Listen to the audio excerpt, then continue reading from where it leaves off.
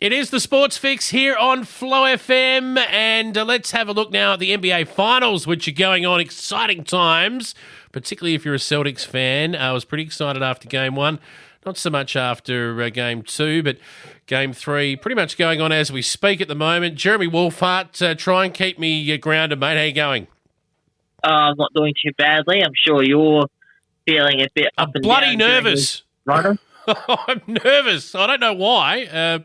But I am. It's been an exciting start, though, to the NBA Finals already. But look, before we look at the first two games, just floating around on the NBA website just before, just to see what's going on and what's happening over there, and before we have a bit of a chat. And I have to bring this up. So the NBA League Pass at the moment, this is a free plug for them, the grand prize there, they've got a competition going on at the moment, a signed Josh Giddey jersey, if you don't mind. I reckon that's what you know when you've made it, when they're giving away your jumper on the NBA website.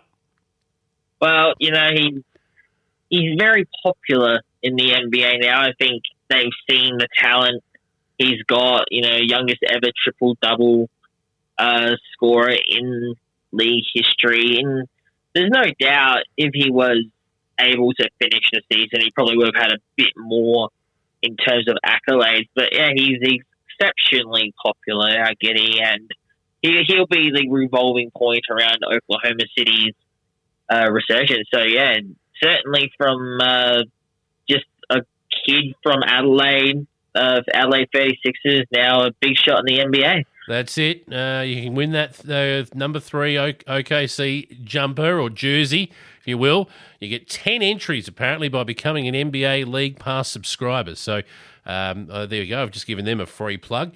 I'll put the invoice in the mail. Is that cash? Does that count as cash for comments? I'm not sure.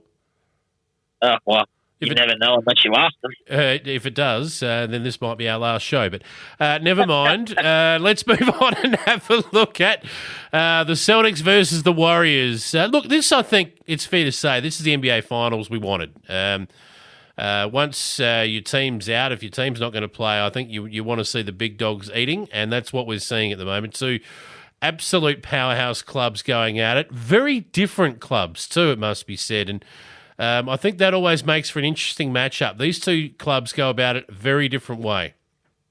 Yeah, I think the best way you could almost describe it as that Lakers-Celtics rivalry in the 80s, where you had the Hollywood Showtime sort of Lakers versus the more grounded Boston. And I'm not sure if there's really a grounded team, except perhaps maybe the likes of Utah in the NBA nowadays. It's a lot more glitz and glamour than it was in that era. But the Warriors, despite being more San Francisco Bay Area than LA, they are sort of the Hollywood team in this finals, aren't they? The Steph Curry show and all that. Celtics, I guess you would call Jason Tatum a legitimate star, but everyone else around him, you got a mix of good, solid vets, Marcus Smart, Al Horford. You've got his deputy and Jaylen Brown. It's not the team that went 73 wins those few years ago. It's not the team that had the big three of Clay, Durant, and Steph Curry a few years ago. It's just more of a sort of all-round, built from the ground up, got some good vets in there. They tried to build a super team before. It didn't really work. They went more the draft route to get this team into the finals. Warriors, certainly more Hollywood, not the super team they once were with Durant and that, but still very much probably the money team, I suppose you would say, in the NBA's eyes. So it's certainly a good contrast as far as that's concerned. It's strange, isn't it? Because, Golden State Warriors, small market club, but box office, as you said. And then you've got the Boston Celtics, who are big market club, but almost workmanlike the way they go about it. So, and then the Celtics' MO over the years has been exactly that. This team does have some legitimate excitement to it, but they're very even across the board. And the Warriors, I guess, have become that as well under Steph Curry. They now have got 7 or 8 guys who contribute every game, the Warriors, and we probably have undersold their evenness against a club like the Celtics, who are pretty even across the board. So I think maybe that's been missed a little bit, is that under Curry, they don't drop away as much as they used to. No, they don't. And I think that really says a lot about the team and all of that. And I think we weren't really expecting Warriors versus Celtics to begin with. I think we sort of had to rethink a lot of what we were expecting in this class. We didn't get Milwaukee in there. We didn't get Phoenix in there or anything like that. So, it's just such an ideal series, isn't it? And just how they match up and the sort of philosophies behind the teams and all of that. I'm very glad we have this final series, though. It's just been really good to watch so far. I think we've both said this would be a 6 to 7 game series. It's certainly looking like it's going to head that way unless one of the teams completely drops off. So I'm very glad it's these two in the final. Yeah, absolutely. And in the games 1 and 2, they've set out to prove all the pundits wrong. So we've seen the reverse, I think, of what we thought we were going to get. We got Steph Curry dominating game 1, but the Lakers winning. The Celtics winning. Now you got me saying the Lakers. The Celtics winning. And then in game 2, I won't say they kept Curry under wraps, but he wasn't as on as he can be. And the Warriors found a way to win, which was important. You go 2-0 down in the NBA Finals, and traditionally you're in a bit of strife. So, I mean, it's perfectly set for a series now that goes the distance. 1-1 after 2 games. We had Draymond Green, who in game 1 just was absolutely held to next to nothing. And I don't think any of us expected him to be held to 4 points. Can I just say that? But 11 rebounds where he does his best work. So even when they're not putting points on the board, some of these guys for Golden State, they're still contributing, and that's why they're in the finals, and it's why they're probably the favourite to win. Yeah, I mean, they are a very good lineup. I think sometimes we just see Steph Curry, we see the sort of shooting team that the Warriors are made out to be. We don't appreciate enough the little things they do. I will say for the Celtics, though, they got that very key win in San Francisco in the Bay Area to come take home with them for games 3 and 4 in Boston. And, that was really, I think, the important one. They could have found a way to go 2-0 in their 2 road games. It wouldn't have been series over, but it would have been very close to being over. The Warriors did fight back. They ended up having a pretty comfortable win in terms of game 2, 19-point victory. But Celtics did the hard yards in game 1. If they can just defend home territory, that's all they have to do. Yeah. Defend home territory, get to 3-1. That's just it. That's all you have to do. So they've done the hard yards. It's just up for them to defend home court. But this has been such an even series. It just would not shock me if this is 2-2 at the end of game 4. Yeah. Well, the one thing that Golden State did in game 2 that they didn't do in game 1 was they forced Tatum to shoot. So game 1, Tatum had 12 points, but 13 assists. He handed the ball off to Al Horford under the post, and Jaylen Brown was sinking shots left, right, and centre. So he was the man who set up the play. He was the general. And in game 2, they sort of switched that around. You never fool the Warriors twice. It's something else I love about them. They're a well-coached, well-organised unit.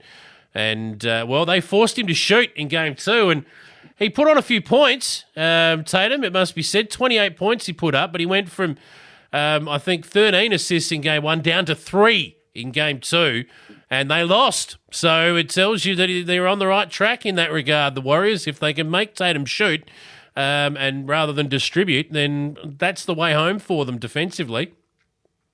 Well, the thing to also think about there is that in those 2 games, no Celtic, with the exception of Tatum's 13-assist game in game 1, neither of those games, there was no Celtic above 5 assists. They're not a facilitating team if they can force Tatum to shoot. And the other problem they had in that game was that no one else could keep up with Tatum. Tatum held up his end with 28 points, and Jaylen Brown was okay with 17 points. Every other starter had 2 points. So, that's not going to cut it. In many games, let alone in a NBA Finals series. But no, you're right. It's about Tatum. What he does for the team. If he has room to run that offense to facilitate with the ball, the Celtics are just a much better side. So, and the Warriors, they got a great defender in Draymond Green, and it's just a matter of who can disrupt the other team's game style the most. When we saw in game one, we saw obviously Steph Curry played very well, and Andrew Wiggins, he played very well. Klay Thompson had 15 points. Jordan Poole had 9 points, which are okay, but you expect more from those caliber of players. So, as far as the finals has been concerned, the winner has been the one that stops the other team's really good players from just being the players they're meant to be. I think the one disadvantage the Celtics have in this finals, however, is Curry's deputies, Klay Thompson, Andrew Wiggins, he's an all-star, Jordan Poole off the bench. You've got Al Horford for the Celtics, who's very good when he's on, but he's very cold when he's off. You've got Jaylen Brown, who's good, but he's not great. Jason Tatum is great.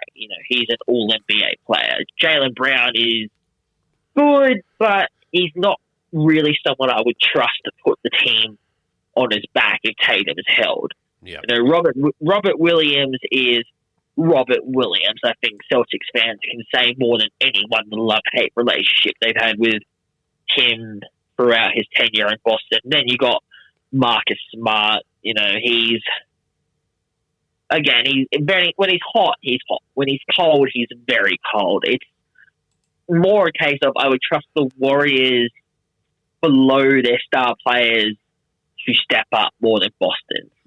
So that's what Boston have to figure out a way to counter is can they get their players below Jason Tatum, especially off their bench, to step up when there isn't a player to accompany Tatum in these games.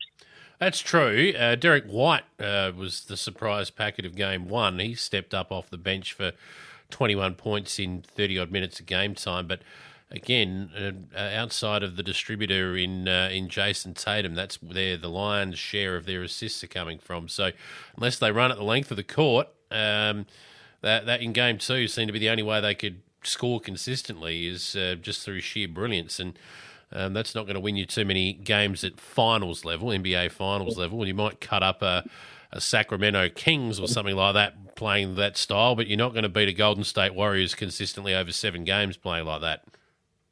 Yeah, I mean, that's exactly it, isn't it? That's the whole problem that's going to be confronting Boston at these finals. And to be fair to Boston, they did answer that call in game one.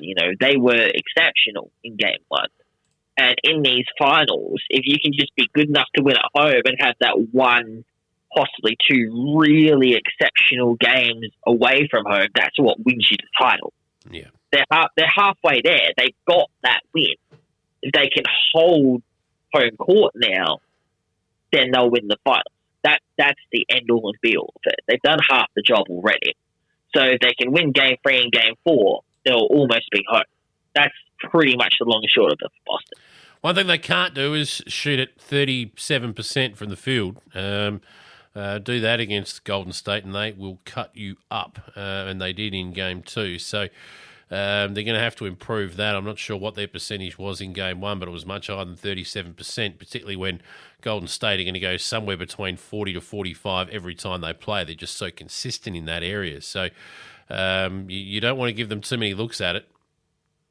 No, you don't. And I think that they'll have to control the pace of the game in games 3 and 4. They know that they have to stop the Warriors from playing that high volume game that they're so well known for playing. You know, that's going to be the long and short of it. If they can keep pace of the game, keep control of the ball, don't turn it over, allow the flow of the game to suit what they play rather than what Golden State plays, they will win Game 3 and Game 4.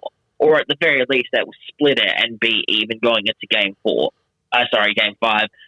But they don't want to split it, obviously. They want to win both. They want to take that advantage they got from Game 1 with them into Game 5. So I think the first quarter in Game 3 is really going to set the tone. You know, how many turnovers will Golden State force out of Boston? How many shots are Golden State going to have? Those are the real indicators on what sort of game they're going to be playing in Game 3 and 4. I think if it's a slower game, I like Boston's chances a lot more than if it was a high-volume game. All right. Well, let's get your tip. Who's going to win? And in how many games? Who's going to win? How many games? Jeremy, who's going to do it? If you'd asked me before the series began, I would have said Warriors in 6. I would have thought they were just slightly too good. But now Boston have that road win, and they've been so good coming up with those clutch wins when they have to.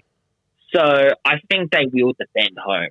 I think they will defend all 3 games in Boston. So with that in mind, I think it will be Boston in 6. All right.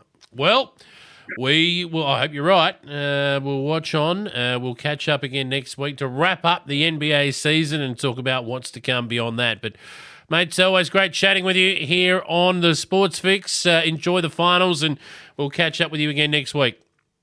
No worries. Thank you very much.